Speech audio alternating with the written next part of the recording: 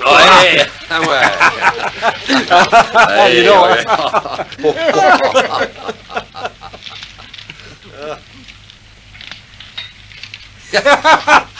Hey.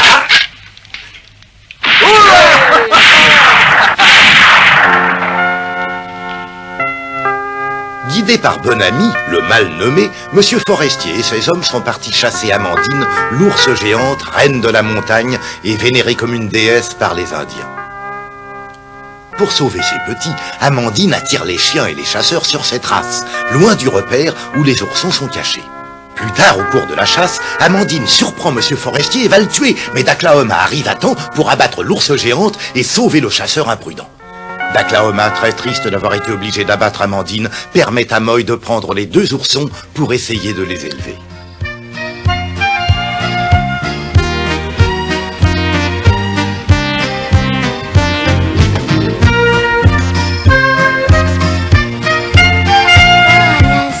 Voilà, dormez, reposez-vous. Je suis votre amie, vous risquez rien ici.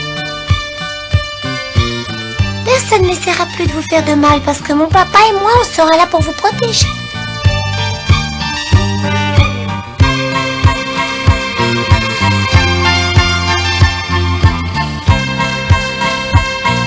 Ça y est, papa, tu te réveilles. Maintenant, tu vas devoir vivre et t'amuser dans cette cabane.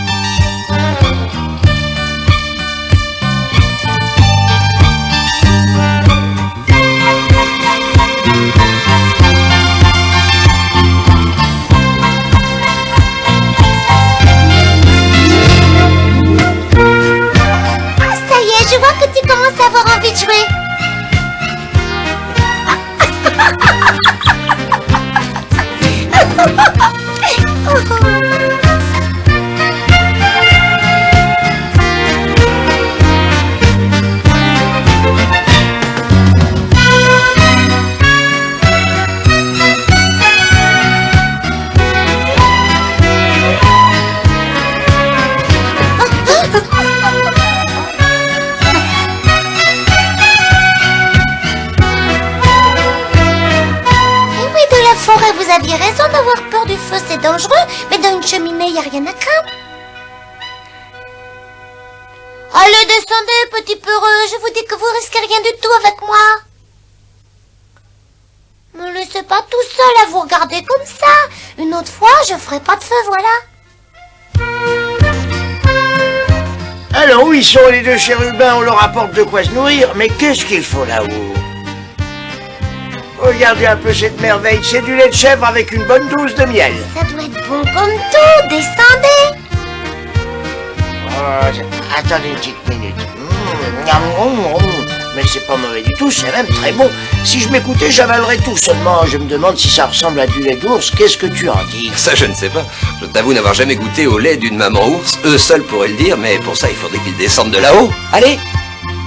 Mais faut pas s'inquiéter, ils finiront bien par venir manger. Vous savez, dans le temps, j'ai connu un trappeur qui élevait des oursons. Il m'a dit qu'il leur donnait bien du lait de chèvre. Seulement, il y a un petit secret.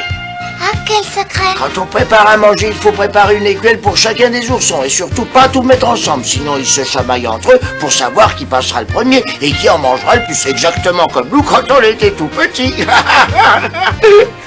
Non, c'est vraiment à la bonne température.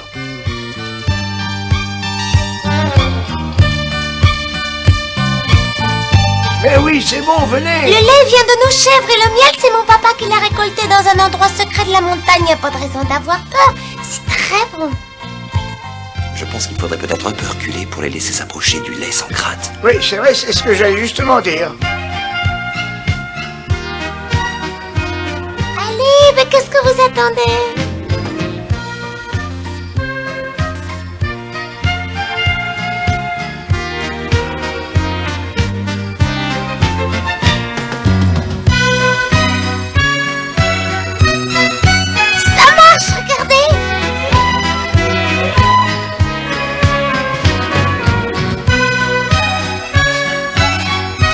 Alors, qu'est-ce que vous en pensez de notre petite mixture? Ça sent bon, hein? Pourquoi ils n'y touchent pas?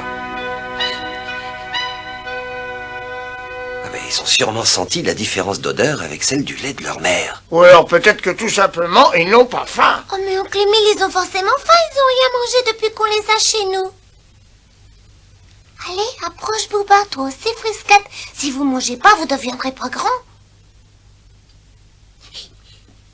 Oh, ça y est, cette fois. Ah, regardez, Frisquette va manger. Oh!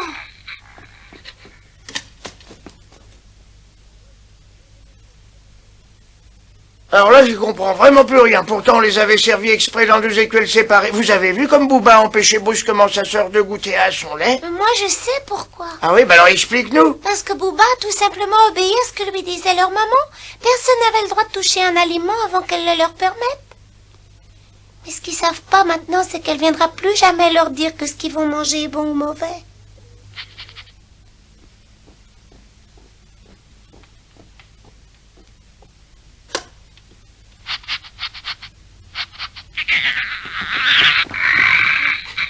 On dirait qu'il a peur de ce fusil. Vous croyez qu'il sait que c'est lui qui a tué leur mère? Non, ils ne peuvent pas le savoir.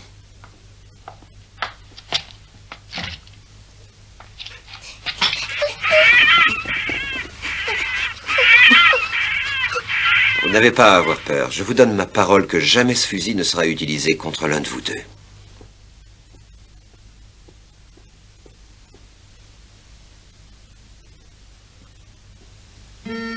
Dis-moi, j'en profite pendant qu'on est seul pour te dire que j'espère que tu ne crois pas que ton père a accepté de chasser Amandine à cause de l'argent de Monsieur Forestier. Pourtant, c'est bien lui qui l'a abattu. Je ne prétendrai pas le contraire. D'ailleurs, tu l'as vu de tes yeux. Et s'il a tiré sur la pauvre Amandine, c'est uniquement pour sauver la vie de Monsieur Forestier, parce qu'elle l'aurait mis en pièces sans ton papa. Et oui, oncle Émile, je le sais. Moi qui le connais bien, je te parie qu'en ce moment, ton père est allé demander pardon de son geste à l'âme d'Amandine.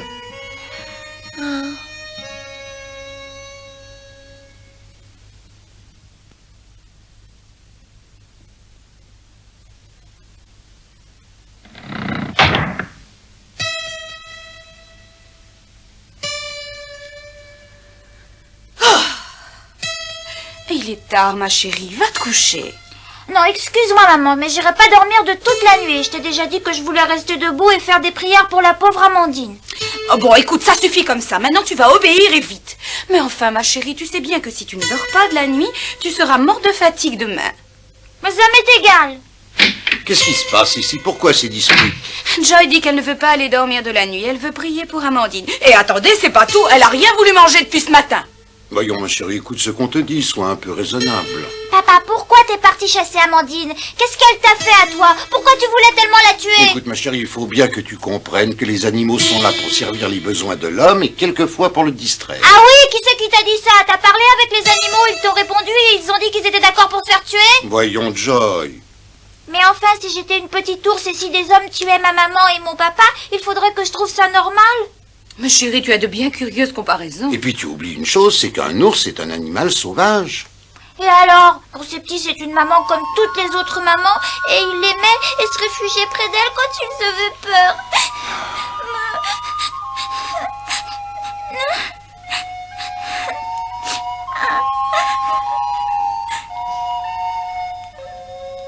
Oui, c'est vrai, tu as raison.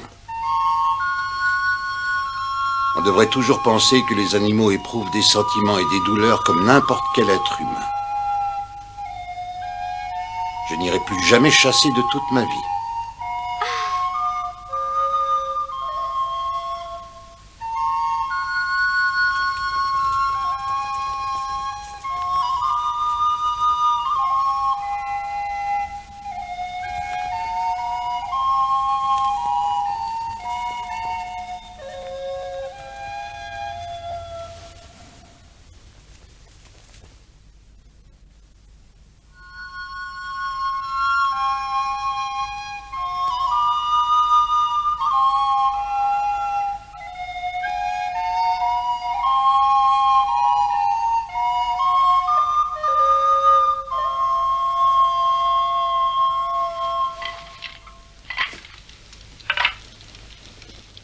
Et alors, tu ne t'es pas couché? Bonjour. Si je comprends bien, tu es resté debout toute la nuit. Oui, je faisais bien attention que le feu s'éteigne pas. Booba et Frisquette auraient pu attraper froid. Tu les soignes bien. Ça y est, j'ai enfin trouvé de l'or, des pépites, partout des pépites grosses comme des melons. Je suis riche, enfin riche. Aïe, ouille, mon dos. Chut. Oh non, c'était seulement un rêve, quel dommage. Ouille. Papa, tu permets que j'aille dans la forêt? Je voudrais aller chercher à manger pour Booba et Frisquette parce qu'ils auront sûrement très faim tout à l'heure en se travaillant. Et qu'est-ce que tu rapporteras? Avant qu'on les recueille ici, ils étaient habitués à boire le lait de leur maman ou à manger les choses de la forêt. C'est normal qu'ils mangent pas la même chose que les hommes. Alors faut aller chercher en pensant à leur goût à eux. Oui, c'est une très très bonne idée. Et je vais même t'accompagner. Attendez, je viens aussi. Toi aussi, oncle Émile? Naturellement, moi aussi. Comment veux-tu que je reste au lit à dormir en sachant que ces chérubins n'ont rien à manger à leur réveil? Oh, quelle vieille bête je suis. C'est vrai qu'il faut pas les réveiller. Bon, je me tais.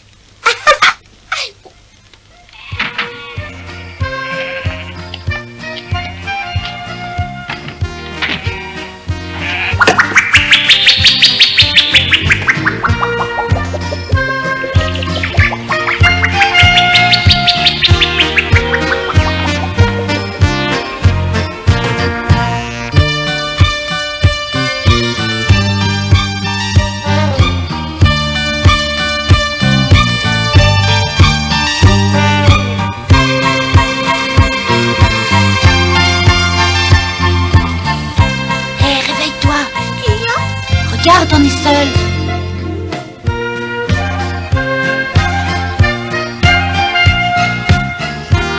Moi aussi est parti. Non, touche pas à ça. Mais j'ai faim. On n'a rien avalé depuis 2 jours. Mais tu sais bien ce qu'a dit maman. On doit rien avaler avant qu'elle nous en donne la permission. Oui, c'est vrai, mais c'est dommage parce que celui au miel a l'air drôlement bon. Non, il faut attendre que maman revienne. Oh, d'accord. D'après toi, elle va revenir bientôt? Oh, je sais rien. Mais elle nous avait dit de pas bouger de la grotte. Alors je sais pas quoi faire. Oh, pleure pas. Maman est très forte. Personne peut lui faire de mal. Elle finira bien par revenir. Tu crois? Puisque je te le dis. Allez, dors. Ça te fera du bien.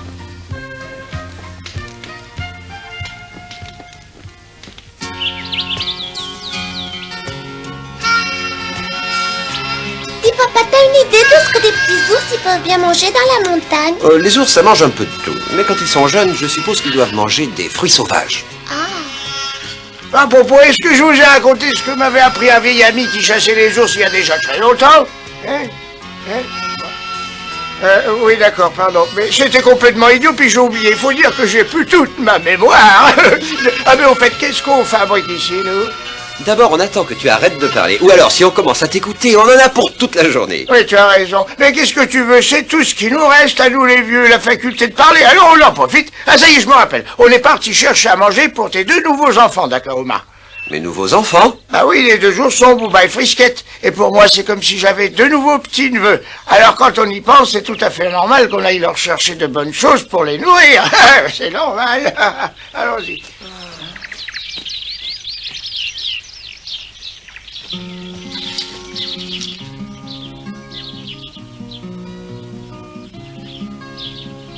Papa, Oui?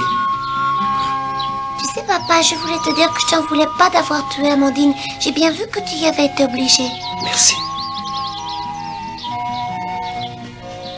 Allez, dépêche-toi, ils vont bientôt se réveiller, viens. Je viens.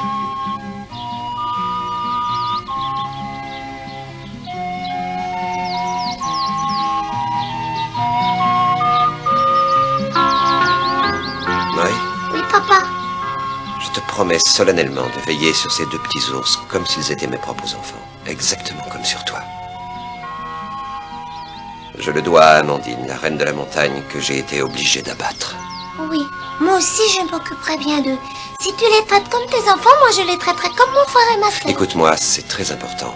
Tu te dis prêt à t'occuper de ces animaux et c'est bien. Je suis entièrement d'accord pour te le permettre, mais ce sera alors à une condition. Quelles conditions, papa? Bouba et Fresquette vivront avec nous dans notre cabane. Nous leur fournirons de quoi manger et nous les protégerons contre tous les dangers possibles. Mais nous devrons un jour les laisser retourner dans la montagne. Les laisser repartir dans la montagne? Oui, parce que tu dois comprendre que tu ne leur apporteras pas le bonheur en voulant les faire vivre exactement comme des êtres humains. Ils voudront plus tard courir librement dans la nature et mener leur propre vie comme ils le veulent. Pour l'instant, nous ne pouvons pas les laisser seuls dans la montagne. Ils seraient vite dévorés par les coyotes ou les autres animaux sauvages. Nous devrons les nourrir et les protéger comme l'aurait fait leur mère, et faire le nécessaire pour les aider à grandir normalement. Rappelle-toi bien mes paroles, mon fils. Quand je parle de les aider et de les protéger, je ne parle pas seulement de leur apporter leur écuelle de lait et de les traiter comme s'ils étaient des chiens ou des chats. Je parle surtout de leur apprendre la sagesse et le courage qui leur permettront de mener une vie normale quand ils seront adultes. Oui, je comprends. Tu en es bien certain? Nous devons faire tout ce que leur pauvre mère aurait fait si elle était restée en vie. Et crois-moi, ce sera un travail difficile. Pourtant, notre devoir sera de réussir à bien l'accomplir. Oh, j'ai compris, papa, et je te promets que de mon côté, moi, je l'accomplirai. Oui, j'en suis sûr.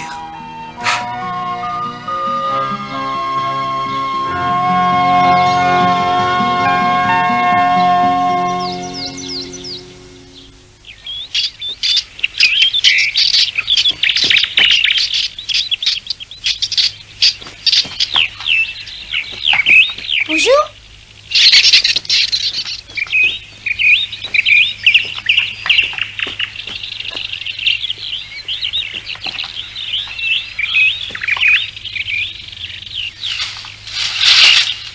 Je me demande bien comment les ours peuvent aimer ça. J'ai entendu dire qu'ils ont raffolé. Ah, c'est peut-être bon, au fait, je vais y goûter.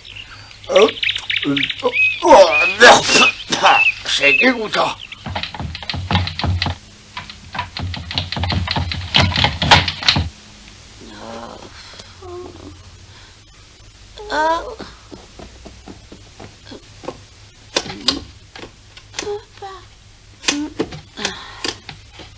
Ben, attendez-moi, vous deux. J'ai les bottes remplies de fourmis qui me dévorent les pieds et je me suis piqué les mains jusqu'au sang dans les ronces. Mais regardez, je crois bien que ça en valait la peine. Je rapporte un sac plein aux deux petits. Oh là là, tout ce que tu as. Mais qu'est-ce que c'est que ça? Ça, mon petit boy, c'est de la gourmandise pour les ours. Mais je vais te parler franchement, j'ai fait la bêtise d'y goûter il y a un instant et crois-moi, je préférerais encore avaler un crapaud tout cru. Oh, j'entends le pas d'un cheval qui approche.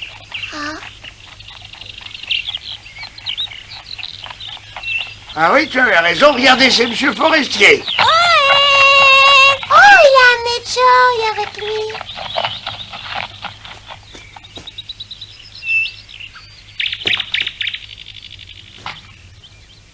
Bonjour.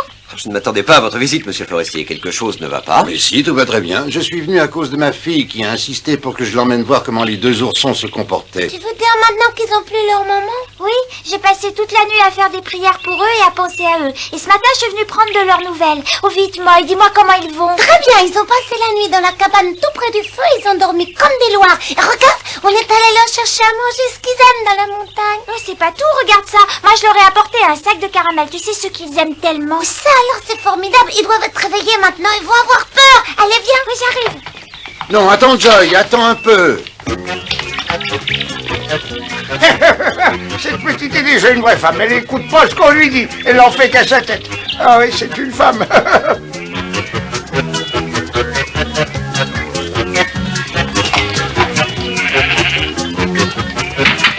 Bouba, Fresquette. Oh.